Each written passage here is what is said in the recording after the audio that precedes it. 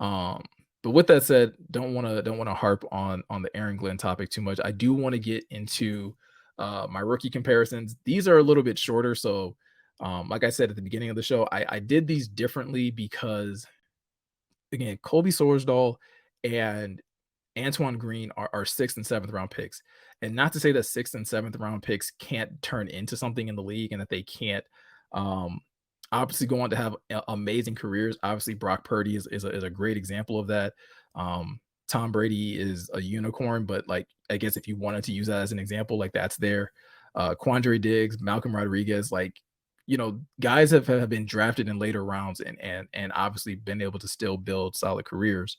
Um, but specifically for Colby Sorsdal, I wanted to more so just focus on like pros and cons because, like I said, first and foremost, it's a sixth round pick, so my expectations aren't extremely high. Um, but that doesn't mean that he couldn't develop into something more. But I think looking at where he currently is probably just a better way of evaluating him and then being able to just say like, hey, he can be a starter or he's going to be a bench guy forever or just long-term development project. I think it's better to categorize him in that context than to try to find some offensive lineman in the NFL and be like, oh, he's going to be that guy. Also, full transparency, I'm not that familiar with offensive lineman play. So like it would be disingenuous for me to come on here and tell you guys like, hey, Kobe Sorsdal is going to be the next Creed Humphrey or something. Like, I don't know. Like it would be so disingenuous of me for me to do that. So I'm not even gonna pretend that I understand how offensive linemen develop and things of that nature. So yeah, Kobe Sorsdal evaluation. So here are the pros of some of the tape that I watched from Kobe Sorsdal.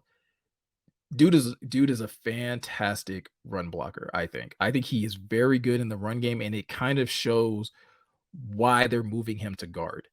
I don't think he was a terrible tackle.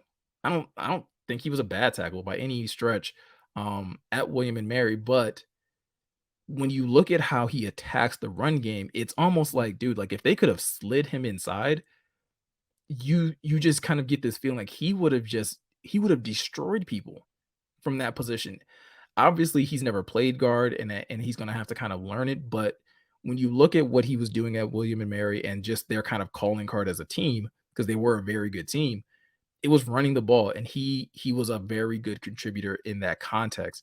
Um, Again, he has these nasty streaks that you want to be able to see in your offensive lineman, where again he can finish guys or he can just kind of bully guys that are smaller than him. He doesn't. You don't see a lot of snaps where he's getting blown up in the run game, specifically. Um, and to a certain degree, not so much in the pass game either, though. Like so, like his pass protection is fine. It's strong. It's solid. Like I said, you don't see him getting driven back, which is something that you absolutely want to be on the lookout for when you're looking at offensive linemen. Is okay? Can they actually anchor? Can they actually be able to take a guy bull rushing him, or do they themselves get manhandled? You don't see a lot of that with Colby Sorsdal. He doesn't get manhandled like that. Um, so I would be those are some of the things that kind of have me excited about him as far as the pros. Um, William saying talk to one of Colby's former QBs who's now a coach gave me a quote. Incredible person, super hard worker, athletic as hell, soaks culture up like a sponge. And that's kind of like again, that's kind of what you want to hear from a 6th round pick is that you know what, he's going to come in here, he's going to, endear himself to his teammates, he's going to be a great, person, he's going to work hard. And to me, like so when looking at his pros, like I said, while I may not be able to attach him to a player, I think he has the tools and the makeup to where if he continues to develop, if he continues to like really the one thing that I would say that he needs to do is add more strength, which is it's not a knock. I mean, he's coming from an FCS school, so he's not playing against obviously the best of talent. He may not have like the best of workout facilities and things like that, but like adding strength is going to be huge for him, coming from a smaller school and now going straight into the league is to be able to add that strength because you're going to go against defensive linemen that can really put it on you. If you line up opposite of Kenny Clark, like Kenny Clark is going to give you some work if you're not ready for it physically. So um, I'm I'm optimistic about Colby's, you know, future here. Obviously, like I said, he's learning a new position, and that's one of the cons that I kind of have for him is that like it's not his fault, but again, he played tackle, but he definitely has a better skill set and kind of frame and body and play style that fits guard. So one of the cons is that like you're gonna have to be patient with his development. He's probably not gonna be ready to contribute or be in that competition for one of the guard spots. Since Vitae and Graham are clearly going to be the main two that are going to be vying for that position. But you at least should feel good about Sorsdal and the wings. I think he'll be a better like quote unquote project, or he'll be a better developmental player than Logan Stenberg was or has been. So I think like this is somebody that you can wait on and it's actually going to pay off. Like it's not something like, oh, we're waiting and seeing. Like he has the tools to where you can feel confident that like maybe in a year or two, depending on how things go with Vitae, depending on how things go with Glasgow, that if it doesn't translate, if you or I'm sorry, if those two guys, you know, kind of fizzle out, or if you decide that you don't want to pay them big money or whatever the case may be, you have a young rookie that you feel confident that you can kind of, you know, throw into the fire and kind of start to develop him that way. Um Jordy saying, does that mean Matt Nelson is our backup tackle, or would we move Big V to tackle and put Colby slash Glasgow at guard? So I think Glasgow and Big V are going to battle it out at guard, right? For the time being. Matt Nelson, I think they like they have a role for Matt Nelson, and Matt Nelson will probably continue to have that role. However, I do think Colby could probably challenge him for that backup role because again, I'm not sure how many we'll probably have to get into this in another stream. As far as like what the 53 man roster may look like, as far as like how many offensive linemen they may try to carry. But Colby could absolutely do what Matt Nelson does, which is come in when they're trying to have that six extra offensive linemen and be that extra push that they need in running situations because again, he does that really well. Um, so it's something that I would definitely look, you know, kind of keep an eye on, in that case. Um, oh, another one of so going back to kind of Colby's, you know, cons and things that are, again, like they're not huge red flags because again, he's a 6th round pick and he's a rookie. He's gonna have to develop. He's gonna have to work on these things.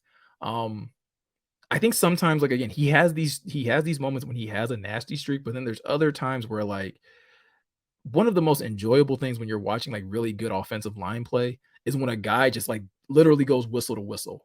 Like the play is clearly away from him, but he is determined to drive whatever guy he's blocking like out of the play.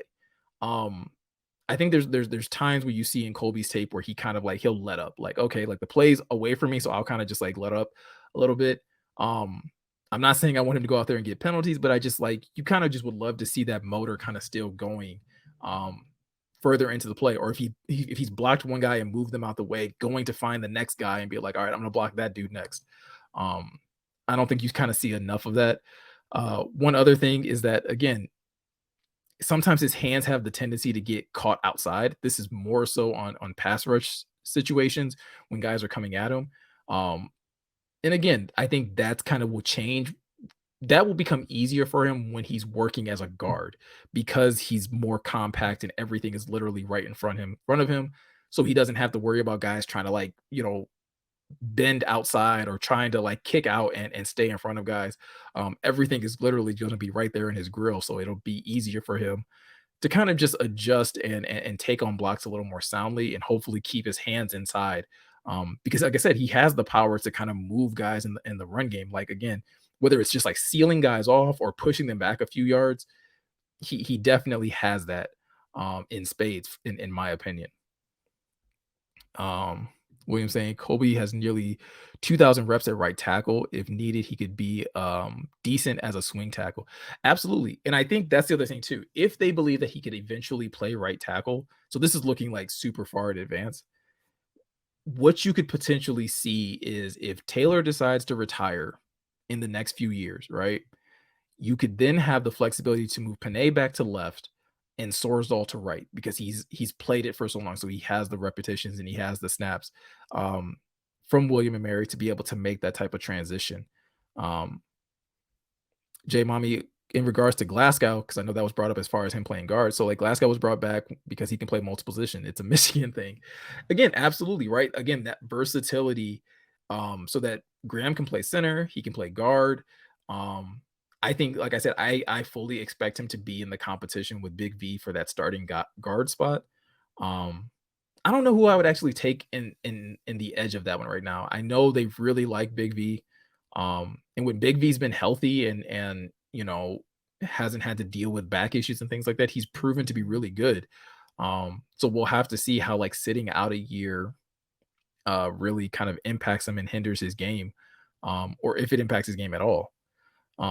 So yeah, all in all, like I think Colby Sorsdal will like I guess at his ceiling, right? Like again, I don't have a player comp for him as a ceiling, but as a ceiling, I think you could actually have a starter. You absolutely could have somebody who could be, on that offensive line starting in the next year or two, next to Panay and next to Frank, and you would still have a really good offensive line. Probably worst case scenario is he's probably Matt Nelson, right? He's probably a guy that you probably keep on the roster and you use him as a swing tackle and you use him in situations on goal line when you're trying to get that extra push. Um, and he continues to kind of just be that good teammate in that respect.